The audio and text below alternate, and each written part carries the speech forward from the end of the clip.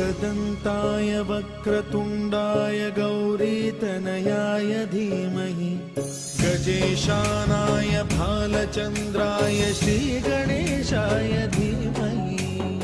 નમસ્કાર, હું છું હિના। અમારી વિશેષ રજૂઆત પ્રથમ દેવમાં આપ સૌનું સ્વાગત છે।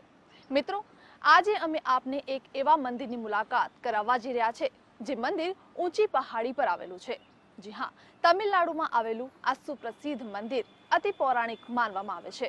273 ફૂટની ઊંચાઈ પર આવેલું આ મંદિર ઊંચી પેલિયાર તરીકે જગવિખ્યાત છે। તો આવો આજે આપણે દર્શન કરીએ। ओम गणपतये नमो नमः श्री सिद्धिविनायक नमो नमः। તમિલનાડુના તિરુચિરાપલ્લી ત્રિચી નામના સ્થાન પર ઊંચી પિલ્લિયાર મંદિર પહાડીની ચોટી પર સ્થિત છે ભગવાન ગણેશનું ખૂબ જ પૌરાણિક મંદિર। આ મંદિર લગભગ 273 ફૂટની ઊંચાઈ પર છે અને મંદિર સુધી પહોંચવા માટે લગભગ 400 પગથિયા ચઢવા પડે છે।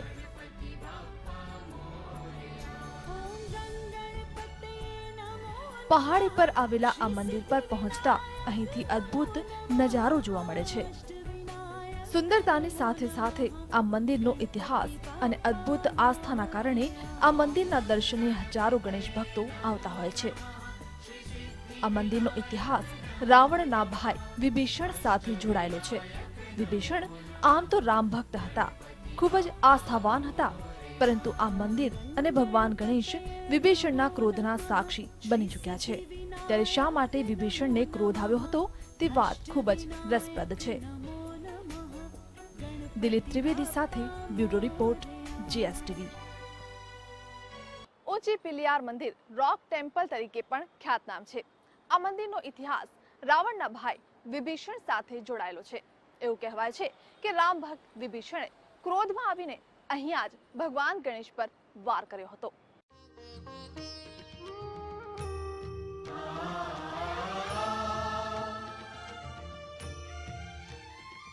ઊંચી પેલિયાર મંદિર વિશે એવું કહેવામાં આવે છે કે રાવણનો વધ કર્યા પછી ભગવાન રામે પોતાના ભક્ત અને રાવણના ભાઈ વિભીષણને ભગવાન વિષ્ણુના જ એક રૂપ ભગવાન રંગનાથની મૂર્તિ પ્રદાન કરી હતી।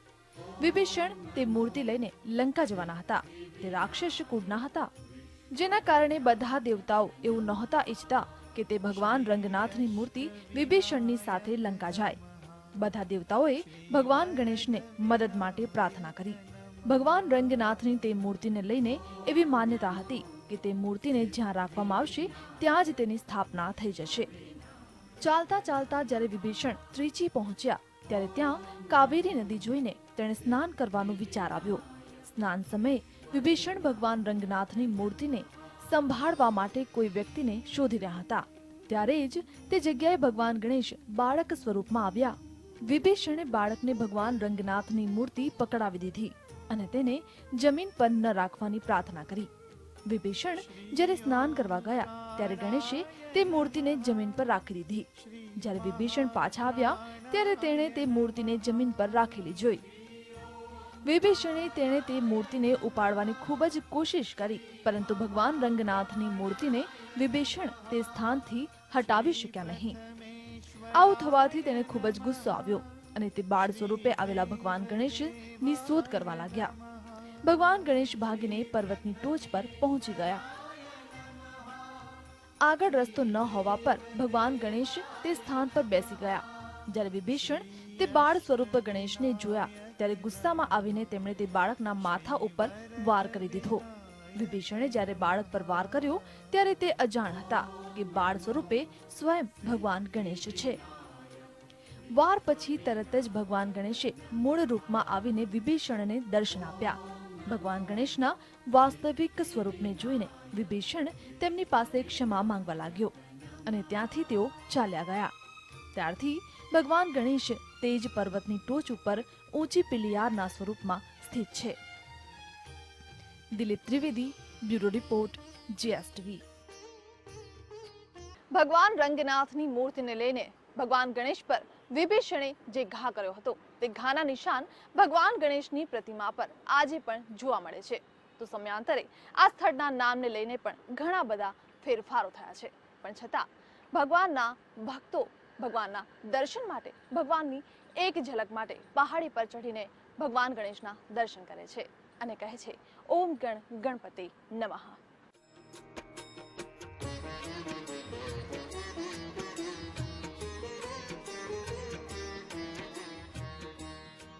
એવું કહેવામાં આવે છે કે વિભીષણે ભગવાન ગણેશના માથા પર જે વાર કર્યો હતો તે ઘાવનું નિશાન આજે પણ આ મંદિરમાં જોવા મળે છે. માન્યતાઓ મુજબ તિરુચિરાપલ્લી પહેલા થિરુસિરપુરમના નામથી ઓળખાતું હતું. થિરુસિરન નામના રાક્ષસે આ જગ્યા ઉપર ભગવાન શિવની તપસ્યા કરી હતી, જેના કારણે તેનું નામ થિરુસિરપુરમ રાખવામાં આવ્યું હતું.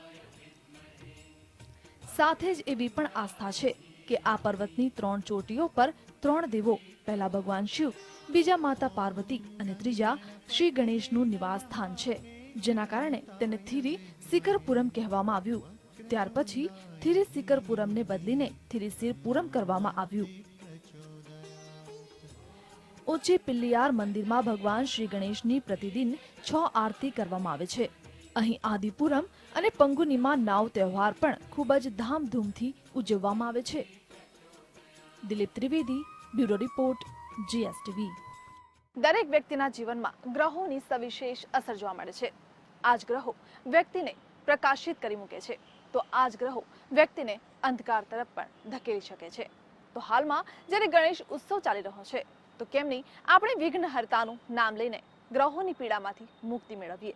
પણ કેવી રીતે તે જાણીશું અમારા સહયોગી કૃષ્ણા સાથે શાસ્ત્રીજી સ્નેહલ જોશી પાસેથી, પરંતુ એક નાનકડા વિરામ બાદ. एकदन्ताय वक्रतुण्डाय गौरीतनयाय धीमहि गजेशानाय भालचन्द्राय श्रीगणेशाय धीमहि